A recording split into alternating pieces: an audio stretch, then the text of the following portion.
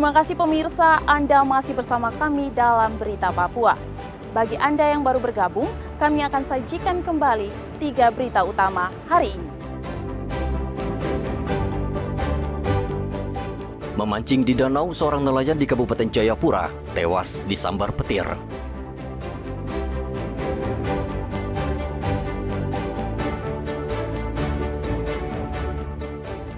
Hujan selama 2 hari, jalan distrik Kuaris Kabupaten Kerom tertimpa longsor.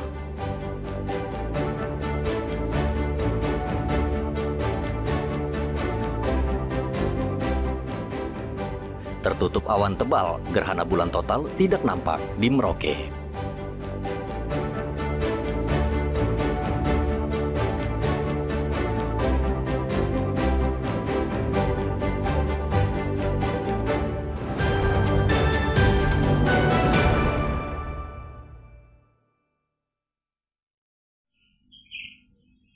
Fenomena gerhana bulan total yang terjadi Senin kemarin merupakan fenomena langka. Di sebagian wilayah, gerhana bulan terlihat dengan jelas, namun sebagian lagi tidak nampak. Warga di Merauke, Papua Selatan sempat mengamati fenomena ini pada Senin dini hari. Cahaya bulan yang awalnya terang perlahan redup tertutup bayangan bumi. Tidak seperti gerhana matahari, masyarakat kurang tertarik mengamati gerhana bulan ini karena terjadi pada malam hari, sehingga tak banyak warga yang menyaksikan fenomena ini. Ada gerhana bulan total ya? Enggak sempat lihat Pak Ustaz? Enggak. Nggak Kalau sempat. infonya sudah dapat, hanya saja untuk lihatnya sendiri saya nggak sempat lihat. Oh, nggak sempat lihat. Istirahat. Oh iya. Gerhana bulan total mencapai puncaknya pada pukul 3:10 dini hari dengan durasi sekitar 1 jam 26 menit. Sayangnya, kondisi cuaca di Merauke menyebabkan fenomena ini tidak bisa diamati dengan jelas. Gerhana bulan total ini bisa terjadi 1 hingga 2 kali dalam setahun dan bisa diamati di mana saja di sisi malam bumi. Muhammad Ridwan dan Rian Tonai melaporkan dari Merauke, Papua Selatan.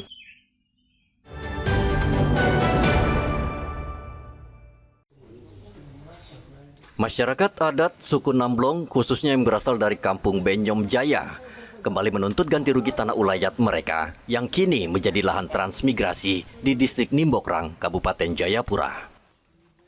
Perwakilan masyarakat Namblong menyampaikan keluhan tersebut kepada Wakil Ketua 3 DPR Kabupaten Jayapura, Nelson Yehosua Ondi. Menurut mereka, hingga saat ini belum ada penyelesaian penggunaan tanah adat yang sudah lebih dari 4 dekade. Tokoh adat Namblong Alex Tekwari mengatakan DPR Kabupaten Jayapura belum memberikan perhatian serius atas masalah ini. Padahal masyarakat adat telah kehilangan ruang hidup di atas tanahnya sendiri. Apa nih Bapak, anggota dewan sudah urus ini barang ini bertahun-tahun, sampai saya juga sudah cukur kumis seberapa anak seberapa lagi setua kita sudah dewasa. Saya bilang Bapak, kalau memang sudah ini opor lagi, nanti kita lagi yang ngurus dan barang ini harus sukses karena tempat ini kita tempat berburu. Kayu besi, hutan, sagu dibabat habis. Kami rasa rugi. Itu orang tua-tua sampaikan itu kepada kita. Kami juga akan, tadi saya ulangi lagi, akan menyampaikan dalam poin pertama penyelesaian masalah tanah terhadap kepada Saudara Bupati. Yang akan kami kawal secara aturan, kami kan di fraksi Otsus punya staf ahli. Dan untuk staf ahli itu dalam proses. Kami akan koordinasikan dengan staf ahli.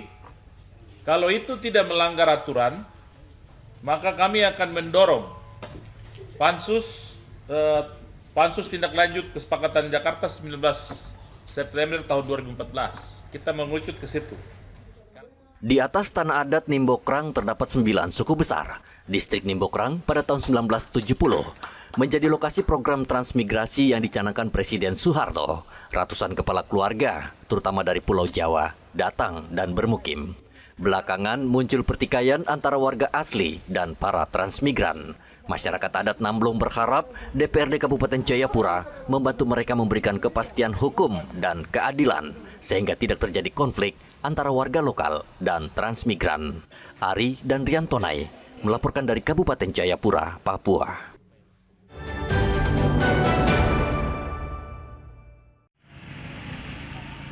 PT Telkom kembali mengeluarkan pemberitahuan pemadaman sementara jaringan internet di Merauke selama beberapa hari ke depan. Pemadaman berlangsung 2 tahap, yakni hari ini pada pukul 11 malam hingga 10 September pukul 10 malam. Kemudian pemadaman kedua terjadi pada tanggal 12 September pukul 11 malam hingga tanggal 14 September 2025 atau selama 2 hari. Menurut Kepala Kantor Telkom Merauke, Karel, pemadaman sementara ini karena ada perbaikan jaringan secara permanen. Itu dimulai dari jam 11 malam sampai jam 10 pagi. Itu jadi 12 jam gangguan untuk perbaikan titik di Sorong dan Fak-Fak. Ya, itu titik kedua yang diperbaiki. Kemudian nanti tanggal 12 itu pengecekan terakhir terkait dengan titik sambung antara ruas Sorong dan Merauke, sehingga dia memerlukan waktu lebih lama sekitar 40. Kalau rilis terakhir yang saya baru dapat jam 9 tadi itu 41 jam rilis dari Korkom. Walaupun di rilis saya sudah sampaikan sekitar 48 jam. Tapi rilis terakhir dari corporate komunikasi kami ke saya jam 9:10 tadi itu sekitar 41 jam untuk pengecekan terakhir, dan itu ya hampir 2 hari ya. 2 hari. Nah, mohon ini bisa menjadi informasi buat masyarakat sehingga bisa menyesuaikan dengan kondisi yang ada. Nanti setelah itu dia akan normal kembali. Kita berdoa sama-sama supaya jaringan kita di Papua Selatan bisa aman. PT Telkom meminta masyarakat dan pengguna layanan melakukan antisipasi, khususnya aktivitas yang bergantung dengan jaringan internet. 16 Agustus lalu, jaringan internet di Merauke terputus selama 2 pekan karena kabel optik bawah laut putus di perairan Sorong, Merauke. Internet kembali normal setelah kapal penyambung optik berhasil menyambung kabel optik pada 5 September lalu. Muhammad Ridwan dan Rian Tonai melaporkan dari Merauke, Papua Selatan.